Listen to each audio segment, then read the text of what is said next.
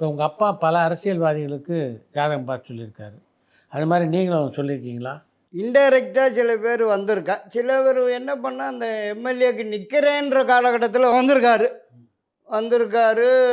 அவர் எங்கே வெளியூருக்கார். வெளியூர்லேருந்து வந்திருக்கார். நான் நிற்கலாமா வேண்டாமா வந்தார்.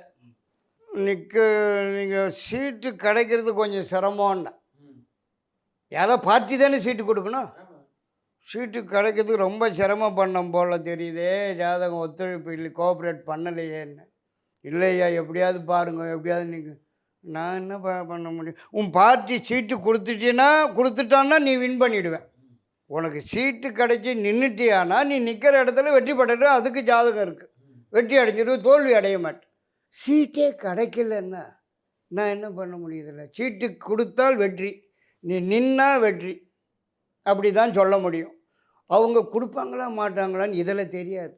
கொடுக்கல, அவருக்கு வரல, நிற்க வைக்கல, சீட்டு கொடுக்கல, வரல. அப்புறம் வந்தார், திரும்பி ஓராண்டுக்கு பிறகு வந்தார். இப்போ உனக்கு சேஞ்ச் ஆகிருக்கு, தசாபுக்தி மாற்றம் அடைஞ்சிருக்கு, கிரகம் மாற்றம் அடைஞ்சிருக்கு. இப்போ வேறு பார்ட்டிக்கு போயிட்டார். அதுக்குள்ளே அவர் இந்த பார்ட்டிலாம் கொடுக்கலன்னு இப்போ கிடைக்கும் மேடா கண்டிப்பான்னு கிடைச்சிட்டு. ஓ, அருமை. எப்போ நான் சொல்கிறேன், அந்த ஓராண்டு தள்ளி 2 ஆண்டுகள் கூட தள்ளியிருக்கோன்னு நினைக்கிறேன். வந்தார், வெளியூருக்கார். இப்பொழுது உங்களுக்கு பார்ட்டி சீட்டு கொடுப்பானே, கொடுத்துட்டான். ஏன் கொடுத்த பிறகு தான் வந்தேன். நீ நிற்கிறது உறுதியாச்சுன்னா வெற்றி அடைஞ்சிரு.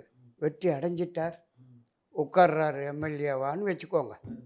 இதெல்லாம் நடந்த கதை. இந்த 5 ஆண்டு இல்லை, கடந்த 5 ஆண்டு ஆயிடுச்சு. மோர் தென் 5 இயர்ஸ் அது முடிஞ்சு. இதுக்கப்புறமே வந்துடுது, கிட்டத்தட்ட 7-8 வருஷத்துக்கு முன்னாடி கதையை சொல்கிறேன்.